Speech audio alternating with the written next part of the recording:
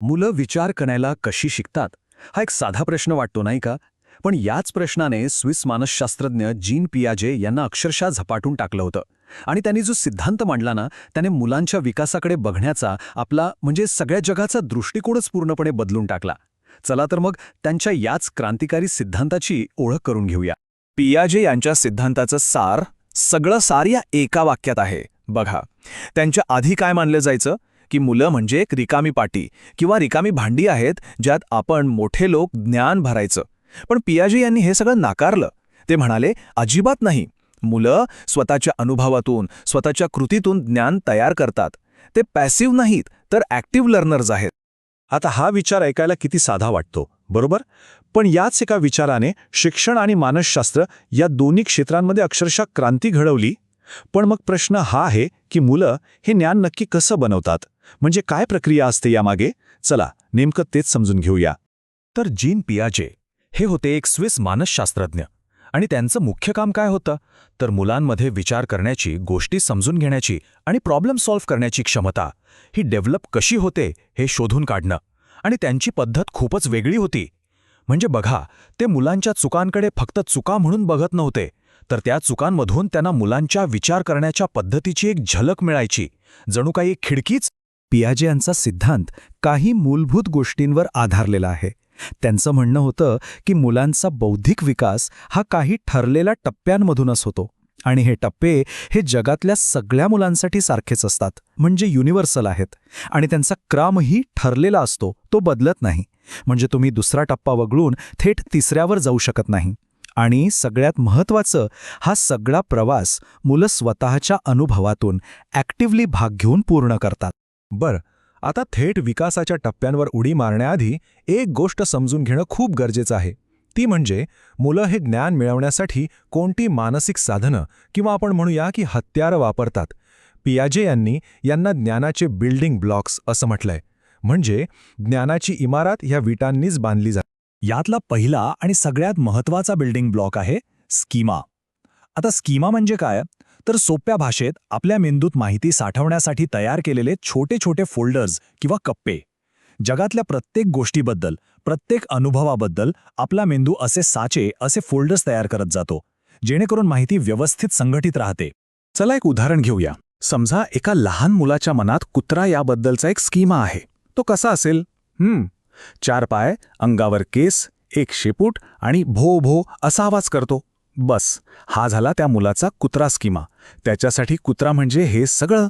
आता गंमत बघा, जेव्हा या मुलाला आयुष्यात नवीन अनुभव येतो, तेव्हा तो काय करतो? तो त्या नवीन माहितीला आपल्या आधीपासून अस्तित्वात असलेल्या स्कीमामध्ये, म्हणजे त्याच फोल्डरमध्ये बसवण्याचा प्रयत्न करतो. या प्रक्रियेला पियाजे म्हणतात ॲझिमिलेशन किंवा समायोजन. हेच कुत्र्याचं उदाहरण पुढे नेऊया. समजा तेच मूल पहिल्यांदा एका मेंढीला बघतं. आता ते काय विचार करतं? अरे, याला पण 4 पाय आहेत, अंगावर केस आहेत, मग हा नक्कीच कुत्रा असणार.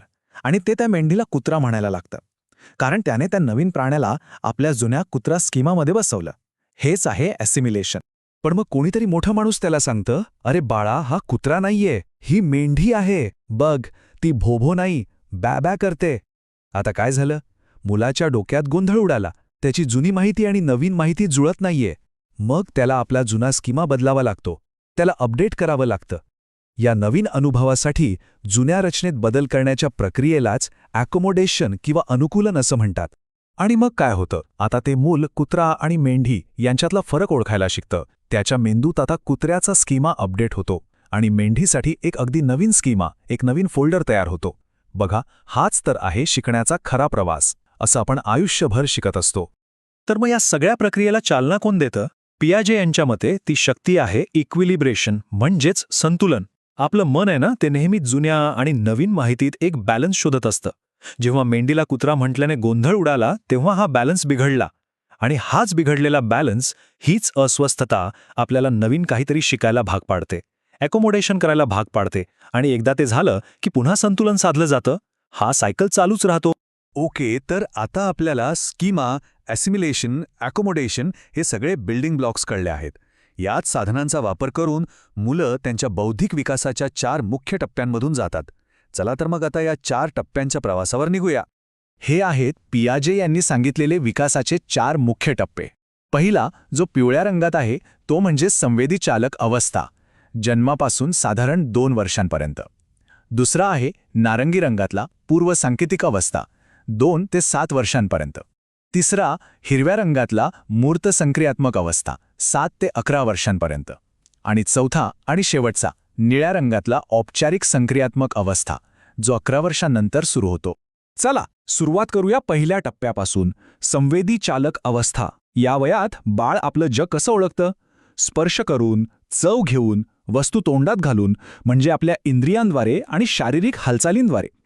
यातली एक सगळ्यात मोठी अचीव्हमेंट म्हणजे ऑब्जेक्ट पर्मनन्सची संकल्पना समजणं.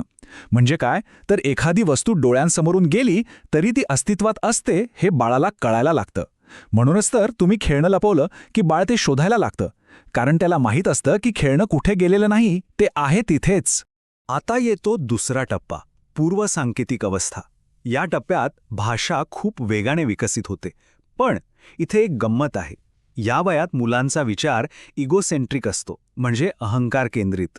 त्यांना वाटतं की सगळं जग त्यांच्यासाठीच आहे, त्यांच्या भोवतीच फिरतं.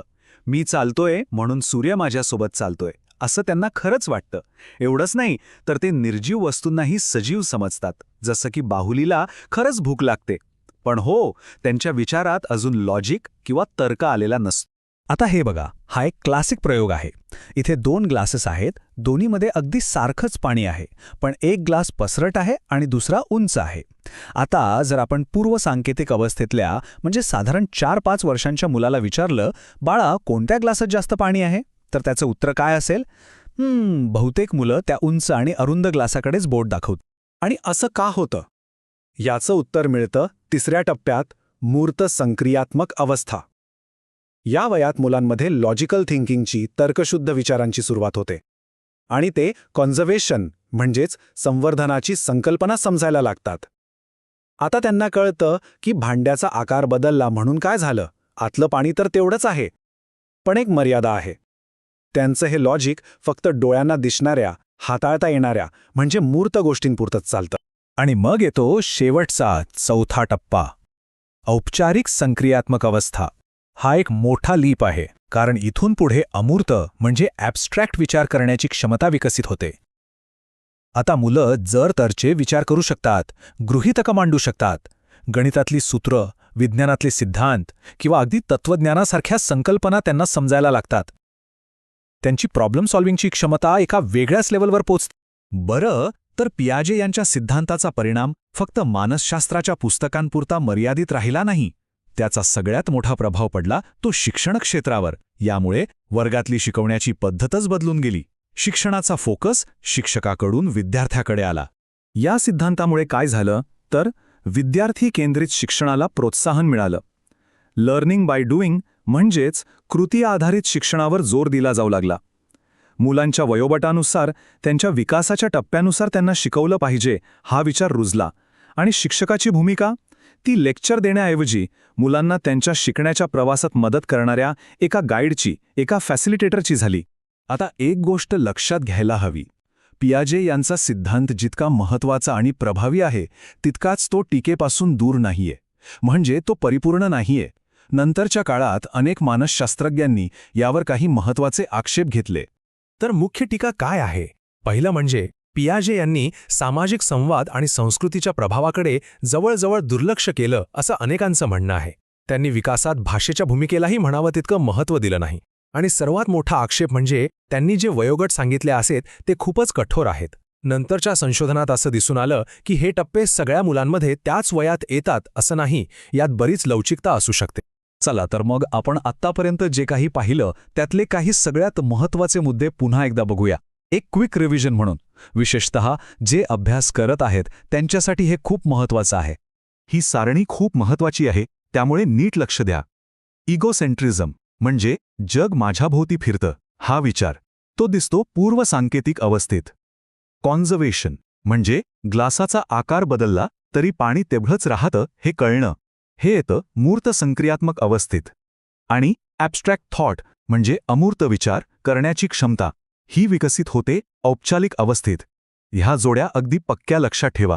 आणि जाता जाता एक प्रश्न, जो आपल्याला विचार करायला भाग पाडतो. पियाजे यांनी सांगितल्याप्रमाणे आपला बौद्धिक विकास खरंच अशा शिडीसारख्या एक पायरी चढत जाणाऱ्या टप्प्यांमध्ये होतो का, की ही एक सलग वाहणारी अधिक गुंतागुंतीची प्रक्रिया आहे ज्यावर संस्कृती आणि सामाजिक वातावरणाचाही प्रभाव पडतो? यावर नक्की विचार करून बघ.